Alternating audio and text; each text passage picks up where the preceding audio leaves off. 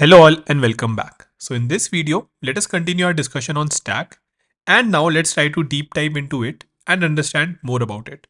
Now in the last video, we discussed that how having knowledge of different data structures is important as well as understood what a stack is via the terms of a Pringle can and a packet of bread. Along with that, I also showed you some basic examples like stack of books, stack of plates or stack of chairs. One thing you have to understand is that we have restricted the access for the middle elements just like a Pringle can does. So please don't get confused that we can access them. You might be able to access, but you cannot get them. Okay, rather we have restricted the access as well. Okay, so in a actual stack, okay, which we are going to implement and see forward, we will just be able to see the top element, much like in a bag of Pringles. Sorry, in a bag of yes, in a bag of Pringles, or this bread packet. Okay, great. So now let us understand a little bit more about stack from this example. Now, this example on the left is of weights which are put up in a chip, which I believe is one more example to understand the functioning of stack very nicely.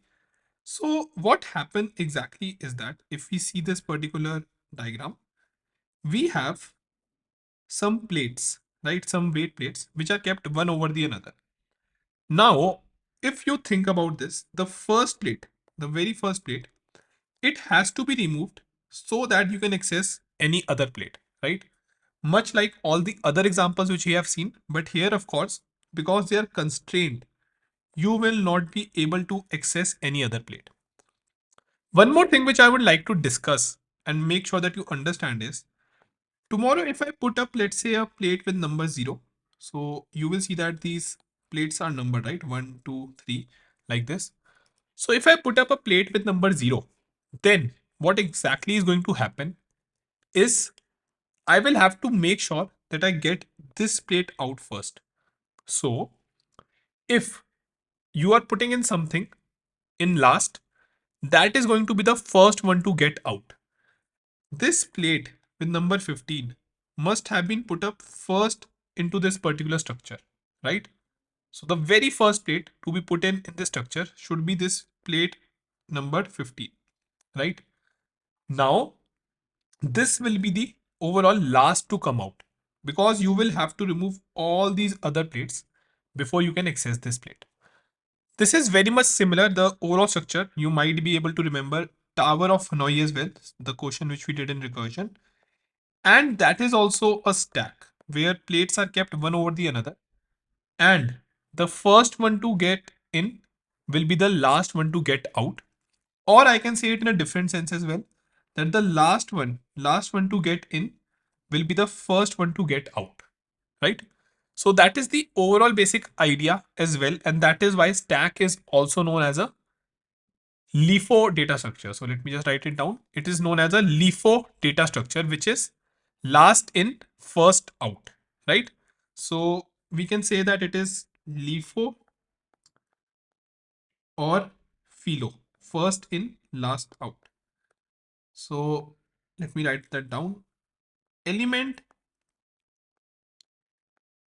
which is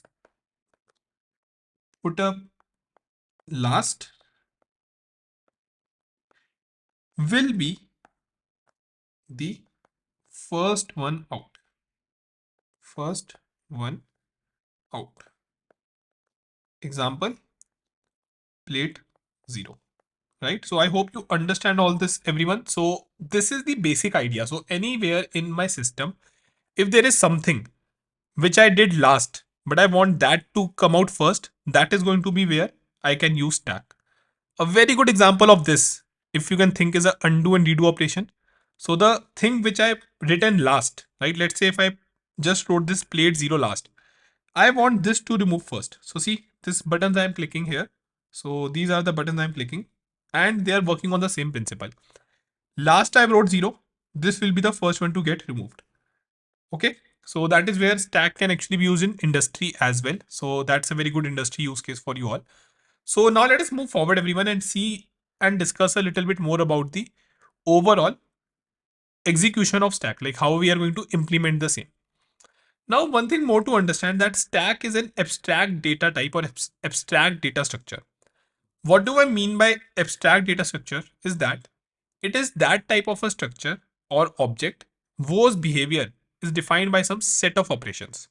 So, in stack, as we have discussed, we have to make sure that we can somehow restrict the operations. Okay, so you should not be able to access any middle plate.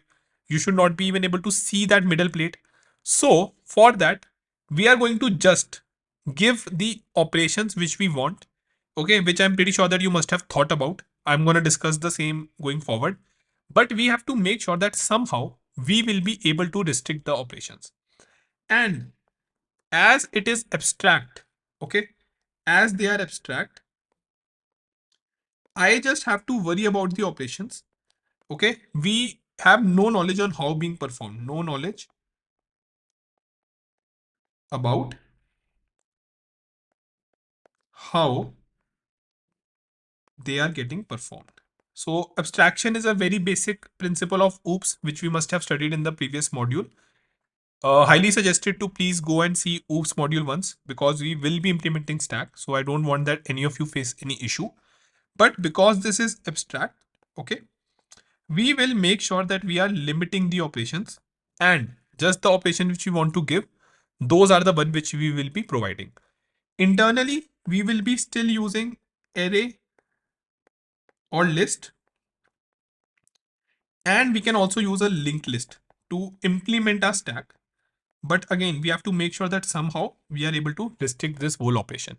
A list, for example, has lots of operations like insert at any position. Then you can remove from any position as well. So we will have to make sure that we can just restrict those operations. Okay. So no worries. We are going to discuss a lot in depth on that. Now let us see some industry examples of your stack, everyone. So the very first example of industry which I can write for our stack is something which we discussed right now. So that is undo or redo operation, right? So undo or redo operation. Now, if any one of you must have realized by now that we have been using stack in our code since we understood about recursion, right? So in recursion, we used to maintain a call stack like this, right? So we used to have a call stack. That is where the name stack I used a lot. And in that, what was happening, if you pay attention, let's say if factorial 5 is one which I called, it used to call factorial 4. Then we used to call factorial 3. Then we can call factorial 2. 1 second. We do it nicely. Then we can actually call factorial 2. And finally factorial 1. Now if we pay attention here, everyone, this was our call stack, right?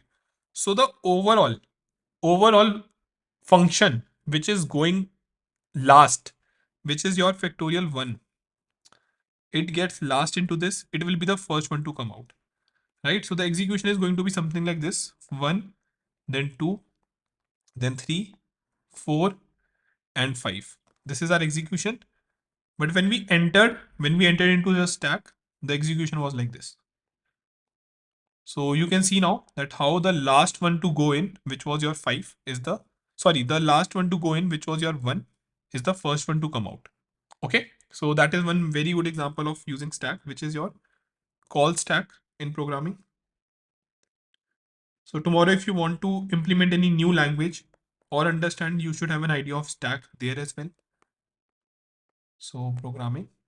Stack is also used to check about the HTML tags when you're writing the front end code anywhere, right? So many editors, if you focus, matching HTML tags or bracket basically. So many time in our math impression or somewhere. So I can show you an example right now as well. Let's say we have 5 plus 4 plus 3. So this whole as of now is not getting executed, right? Because I have not closed this. So this is actually also can be checked with stack. So these matching of HTML tags or brackets is also something which we use stack. Now we are gonna do a question in after learning about stack, in which we will be seeing that how we can handle the same as well. So matching HTML tags or brackets. Always remember these industry examples. The reason is that many students, they are just aware about how to solve question, but this was even one of the question when I was asked, like, where can you actually use stack? Not the definition, not the implementation, not any question. In real world, where can stack be used? And these are the example which, if you give and if you are able to explain, the interviewer will be of course a lot impressed. Plus tomorrow, if you get a similar kind of a problem, you will be able to solve the same very nicely. Okay, great everyone. So I hope the overall idea of stack now is a lot clear. Now in the next video, let us discuss about some operations which are overall involved in my stack. Okay, thank you.